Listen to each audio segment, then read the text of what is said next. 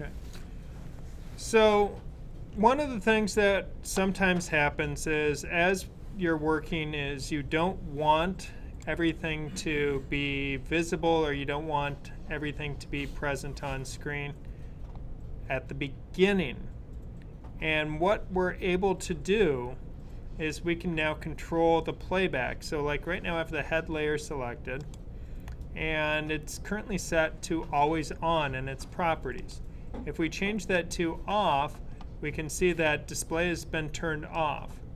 So at this point, if I want at some later point in time, say 1 second, I want that head to reappear, now I can say on. And now it keyframes it, and now it turns on. If I look close, I will see that there's a hash pattern that's occurred in the timeline indicating that that layer was no longer, or was not visible at that point. And this is different than fading out my transparency, because I could, with the head up, I could add in a keyframe, and now I can fade out my transparency, or just fade it so it's very faint.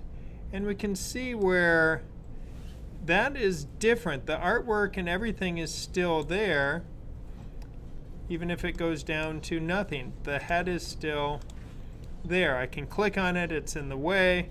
But if I go to the beginning part here, there's nothing to click on, because that layer has in effect been turned off for that period of time, as we can see in the timeline where it has that hash pattern occurring in it. Now if I bring the head back at this point, click on the head, fade it back up, so we can see where the head faded. But if I did want it to now disappear again, now I could go and choose off, and now it disappears. I can't click on it because its visibility has been targeted and turned off.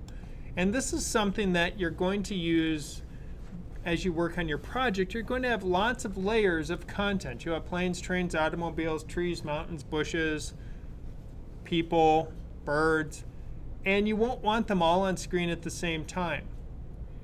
I find it sometimes easiest to bring in all of your layers of content and then turn them all off, and then turn them on one by one as you need them, as you're going to use them at that window in time.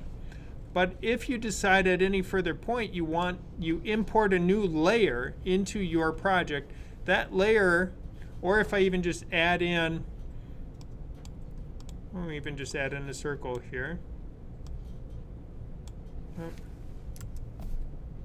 Oh, it was just being slow. That it missed through. Come on.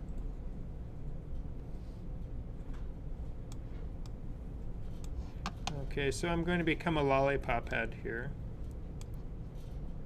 with it, but gray is not really working for me, so I'll choose a better color. Go for red. That works.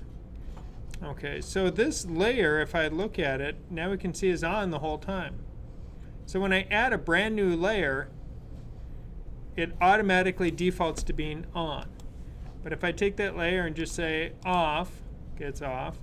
Now at the moment in time I want it to appear, then I can say on, and now it toggles the visibility for that layer on. So we had the head fades out, disappears, and now the lollipop head does show up. So getting used to working with layer visibility versus working with layer transparency is very important. When you're not using a layer, it's not part of the animation scene at the moment, turn off its visibility. Don't just pull its alpha down, or don't just drag it off screen. Just turn it off, because that's going to be a better use of resources. So when we're working in Edge Animate and maximizing our allocation of resources is really important if we want playback not to just turn crap, which it will if you have pictures that you scale down in Edge Animate. If you have audio files that are too long and you're only using a tiny bit of it, you're going to run out of memory. Controlling visibility removes it from having to worry about those pieces. Moving things off screen, it's still worrying about them. Changing their visibility, so you make it invisible so we can't see it, going, oh, see, now it's not in the way. That's actually a greater use of resources, because now it has to calculate, well, this is transparent, there's stuff behind it. How do I figure out how I should render that? And that makes the computer grumpy, because now it's having to work harder. And at the end of the day, Edge Animate is drawing to what is called the canvas on screen. So it's creating a web page, and on that web page, it is then creating a section of the page and making pixels that we can draw into using JavaScript. That is what Edge Animate is doing. It takes a block on the web page and says, these pixels, we can put whatever we want to into them using JavaScript. And if we're not careful with the allocation of resources, we will run out of memory, and it will not play back smoothly, and it will be ugly. So it's really important to do everything we can to try to maximize that so we get the best playback performance. The thing that we're going to take a look at is animating through the use of easing. So I'm going to make this arm move up. Now if I go to animate this arm, I run into a problem if I want to animate this arm, because, well, let's add in a starting keyframe for, I'm going to do rotation. But if I move this arm, the hand isn't attached with it. So as we learned previously, we need to do some grouping with it. So if I want to move the hand and arm together, select both of them. I can group them together, Command G, it groups them together. And now I need to move their transformation point. So I can do it here in the property panel using transform. I can also use the transform tool, go grab my registration point, because I want the arm to move from about the shoulder area here, so that when it rotates, when I can get, there we go, it rotates out from the shoulder. So we have the arm here. We'll insert a rotation starting keyframe. I'm going to move the arm up to this point. Up. Then I need to move out in time and then move the arm up. So we can see the arm moves up. If I hit play, the arm moves in a straight linear manner. It looks very, looks very much computer. But we can add a little bit of richness or life to it using easing. And working with the easing can be a lot of fun on it. Now we have different options we can choose. I can ease in, I can ease out. So we can see that easing in, it starts out slow and then it speeds up. So I'll just choose ease in. I'll choose the basic form for that. Select the animation, then choose easing. I know better than that. So now that animation has that easing as part of it. So we can see now it starts out slower and moves up. Yeah, that's all right, but what other options are available to us? Bounce can be a lot of fun, so we can get some interesting things going on with it. We can ease in and out with bounce. So it'll start out slow as it builds up momentum, then it'll fly through and then bounce when it hits it. And as part of that bounce, we can see now it creates that. All right. So we're getting an interesting effect with that. Now maybe I don't want that bounce. Elastic is a little better choice.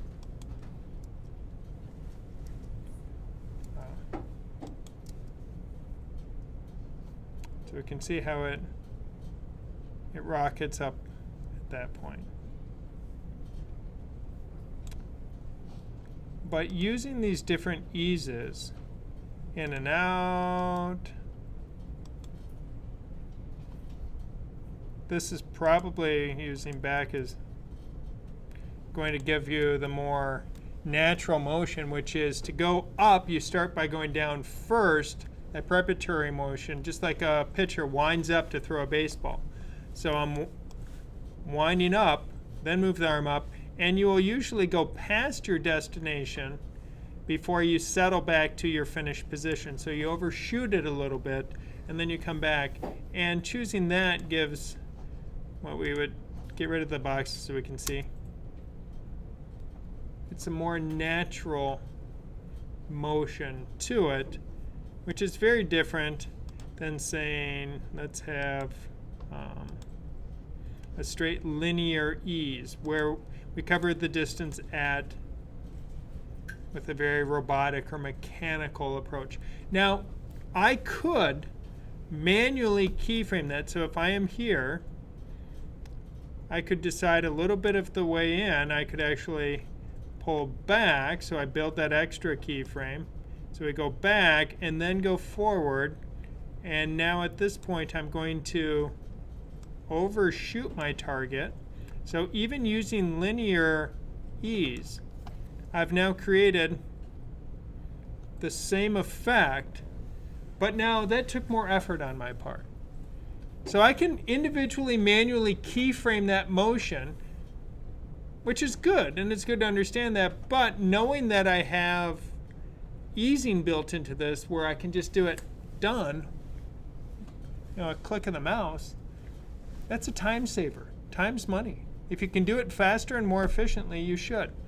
But the eases aren't the end-all be-all, and they aren't always going to give you the results you need. And sometimes you will have to manually keyframe your emotions. But it's normal. If I'm going up, I start out by going down first and then throw my arm up past my target and then settle back to my finished position.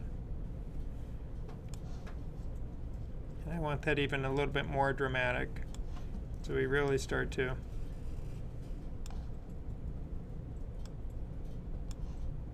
see that.